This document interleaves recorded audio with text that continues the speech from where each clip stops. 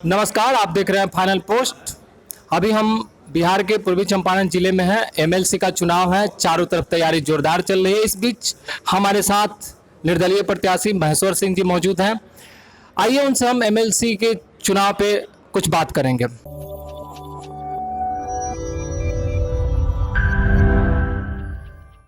Sir, आपके आने के बाद एमएलसी चुनाव त्रिकोणीय लड़ाई हो गई है, बबलू वर्सेस बबलू और साथ में महेश्वर सिंह। तो सर, इसमें क्या लगता है आपको, कहां तक सफल हो पाएंगे? किसी से लड़ाई नहीं है। बबलू वर्सेस बबलू 2 या 3 के लिए लड़ रहे हैं। लड़ाई है कहाँ, किस क्षेत्र में लड़ाई है? किसी प्रखंड में उठा कर देख लीजिए, ये लोग बहुत पीछे चला गया है। कहीं किसी से लड़ाई नहीं है। पूर्वी चंपारण की जनता की तय कर लिया है।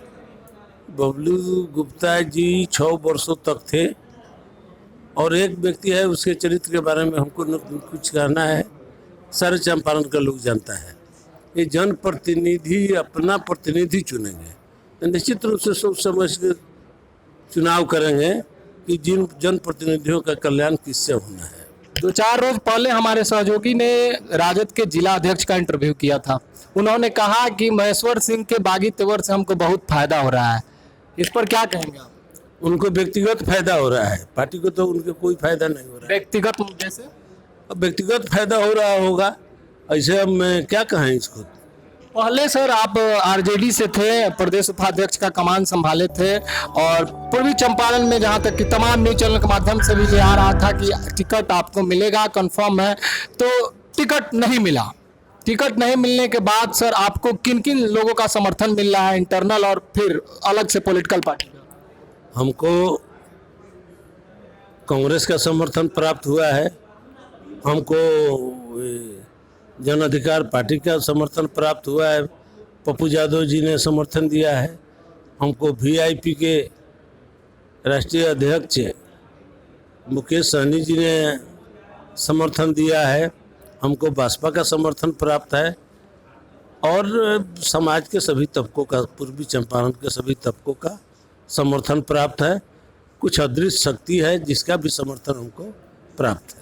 अदृश्य शक्ति का समर्थन पिछले जिला परिषद चुनाव में भी देखा गया था। उन्हीं शक्तियों के बारे में तो नहीं बात कर रहे? नहीं, अदृश्य शक्ति भीष्म पितामह की बात तो नहीं कर रहे? नहीं, हम किसी के बारे में नहीं कर रहे हैं। बहुत से लोग हैं जो दल में हैं, बहुत से दल में हैं। दल और पार्टी, जाति और धर्म का बंधन टूट गया है इस चुनाव में और सब लोगों ने मन बना लिया है कि अब की बार राजद और बबलू गुप्ता जी को छोड़ के और यहाँ से चुनाव चयन करना है।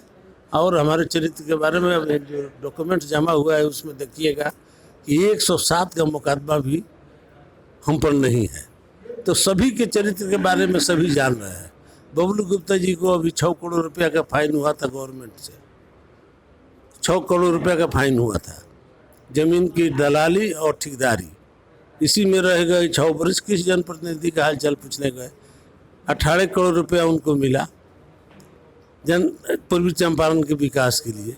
कौन सा काम कहाँ पर हुआ? और 18 करोड़ रुपया तो किसी भी क्षेत्र में हम लोग जाते हैं, 18 रुपये का वोट भी दिखाई नहीं देता है।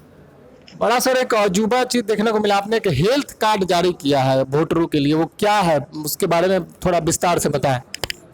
24 डॉक्टरों का एक पैनल है और हमने उसको जारी किया है कि जो गरीब लोग हैं, जो जनप्रतिनिधि हैं, 1 साल में 1 लाख का और 6 साल में 6 लाख का उनको चिकित्सीय सहायता मिलेगा। और यहाँ से बनारस तक भी जाना पड़े, बिहार के किसी कोने में जाना पड़े, फ्री एम्बुलेंस सेवा उसमें है। महेश्वर सिंह फाउंडेशन चलता है, सेवा समिति, जिसमें हम बाढ़, कोरोना, आगलगी, आफत विपत्ति सब में गरीबों का हम मदद करते थे। उसी को थोड़ा सा इसमें ट्रांसफ़र किया है कि गरीबों का हम मदद कर सकें और उनका इलाज में हो सके, चूँकि समाज में बीमारी से जो ग्रसित लोग हैं उनका हम मदद कर सकें। इसीलिए हमने इसको जारी किया है। हम क्षेत्र घूम रहे थे तो लोग कहता था कि 6 बरस तक जो जीत कर जाता है और कभी किसी से मुलाकात नहीं होती है। तो माध्यम है इसमें उन लोगों से बराबर हमारी मुलाकात भी होती रहेगी। हर साल इसका रिन्यूअल होना है, तो कम से कम रिन्यूअल में भी मुलाकात हो जाएगी। और ऐसे भी दिन रात हम लोग घूमते रहते हैं, राजनीति छोड़कर कोई ठीका पाटा और रंगदारी हम करते नहीं हैं। हम पॉलिटिकल लोग हैं, समझवादी लोग हैं। जीत तय मानी जाए आप मानकर चलिए 7 तारीख को देख लीजिएगा क्या होना। तो फिर हम लोग 8 को मिले, 7 को मिलिए शाम में, 7 को शाम में आपसे। 7 के शाम में मिलिए और देख लीजिएगा क्या होना है। चलिए बहुत बहुत धन्यवाद आपका। एक सवाल है सर कि जैसे आप पहले राजद में थे, राजद के एक बहुत अच्छा मतलब एक नेता माने जाते थे, अब तो नहीं है। और कहीं ना कहीं उनके जिला अध्यक्ष का कहना है कि हमारे समीकरण के 85% जनप्रतिनिधि जीत के आए, जो पिछले इंटरव्यू में उन्होंने कहा।